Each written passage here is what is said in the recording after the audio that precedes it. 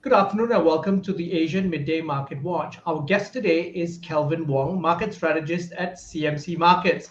Now, Kelvin, great to have you on the show. Thanks for coming in, but we've got obviously a problem with your video. Yeah. Unfortunately, I do not know why. But I get that we got to hear my voice. Yeah. Hopefully, it's not Yeah, too sexy. Yeah.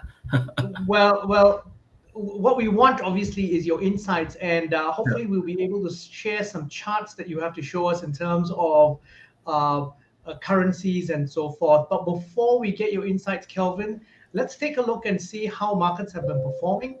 We'll start with crypto markets. Bitcoin is at 43,733.1. It's up 0.97%. Ethereum is at 3,182.12. It's up 3.12%. If we look at regional stock markets now, we start close to home with the SGX. It's at 3,420.26. It's up marginally 0.01%. Now, if you look across to regional markets, we've got the KLSE, which is at 1,563.81. It's up 0.79%. Shanghai is at 3,479.61. It's down 0.01%. The ASX All Ordinaries is at 7,596.8. It's up 0.32%. The Nikkei is at 27,682.5. It's up 0.37%. The Hang Seng is at 24,756. It's down 0.3%. And rounding up the numbers, we've got the Kospi, which is at 2,772.48. It's up 0.13%. So, Kelvin, what's your view on how markets have performed this morning? So overall, what we could see overall in general is relatively positive, except that we see a bit of profit taking on the Hong Kong stock market, which is equivalent to the China stock market. It's almost unchanged flat. So what we could see over here is one thing on the bright spot over here is this evening or tonight, Singapore time. That is around 9:30. Yeah, 9:30 to be exact. 9:30 p.m. Singapore time. The US will actually release a key data, which is the inflation rate data. So market is actually expecting a very hot print number. So later we can talk more about that. So given that expectation of this hot print number seems to be has really been priced into the market, so we do not see a bit of a very negative kind of a risk off coming into play in the Asian market. And what in fact over here is a bit of positive spillover for what we could see in another second consecutive day of showing in the US stock market. So in fact, all the US benchmark stock indices ended in the green yesterday. And what's interesting over here is that if you look at the last 3 or 4 weeks, the worst hit benchmark US indices, which is related to tech and growth, which is the Nasdaq 100 and the Russell 2000, they're actually the main outperformer yesterday. And not even yesterday, even the prior day. So they have been outperforming against the rest of their peers in the last 2 consecutive days. So all in all, it seems to me that this ongoing short-term momentum is actually overriding the fear of a red hot inflationary print that has really been more or less been priced into the market at this moment in time.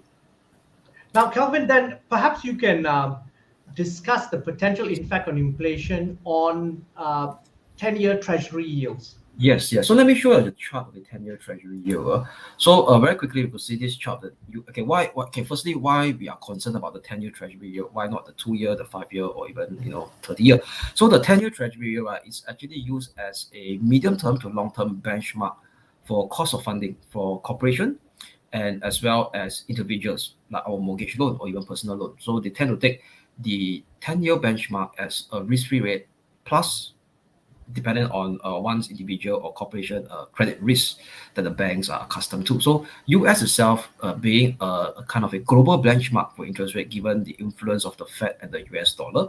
So definitely investors or traders to actually have a gauge of future cost of funding will be monitoring very closely this US 10-year Treasury yield. So if you look at since the low right of December last year, we could see a very sharp ascent in the US Treasury yield. So that implying what it means that over here is funding costs going to be getting more expensive. There is higher interest rate costs for you and me, everyone. And what's interesting is that the recent high of 1.97 actually coincide with a level that was in November 2019. That was actually prior to the steep fall. So this steep fall is actually attributed to the pandemic scare, where everybody said, hey, the whole world is going down into a tailspin, where global growth will start to shrink because of this unknown COVID-19. So that caused a fear, we call it a demand shock negative side, to actually cause the 10-year to actually come down.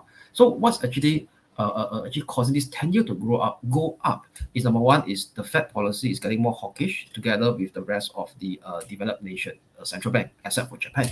So what we are seeing over here is the technical. So we look at the technical perspective. So from a technical perspective, right, the price has hit a resistance, intermediate at 1.97, which is this bunch of resistance over here, in this key swing high area. And what's interesting is that the last 2 days, it actually starts to pull back from this 1.97. So what we could mean is that technically, right now, yes, the medium-term uptrend is still on the uptrend, but we're talking about a multi-day to a multi-week perspective. Maybe we're talking about maximum 1 to 3 weeks. We could see a bit of pullback or sideways consolidation between 1.97 to 1.77. So with this, we call it expectation of this pullback, it actually helps tech and growth stocks which got hit in the last 3 to 4 weeks, as you see the recent rise in the 10-year Treasury yield. So you look at that indirect correlation between rise in 10-year Treasury yield, you start to see a much more underperformance or sell-off in US tech and growth stocks. So right now, the opposite is taking shape. So what we could see right now over here is that, yes, market may be expecting a higher inflation print, but I believe that the higher inflation print may have already been priced into the market, which is at market is not expecting very quickly. Let me go through the calendar again. Market expecting as 7.3%. So as long as it's within this 7.3%, not more, I believe that technically, right, the momentum should allow the pullback in the US Treasury yield between below 1.97 towards 1.77. So that could actually act, or what I call it, assist the ongoing, we call it, at least at the short to medium term risk on that's being seen in the US benchmark indices, which is in general good for all Asia indices. As you know, the Asia stock indices has been outperforming the US benchmark indices in general since the start of this year. Now, Kelvin, thank you very much for your insights, and thanks for coming on the show. My pleasure, Brian. Now, we've been speaking to Kelvin Wong, market strategist at CMC Markets, on Biztech Asian Midday Marketwatch. I'm Brian Fernandez. This video and podcast will be on our website, www.biztech.asia, and our various social media platforms. Please visit the website for great content on business and technology conversations ranging from market and investor news, leadership, management, and technology. Thanks a lot for tuning in.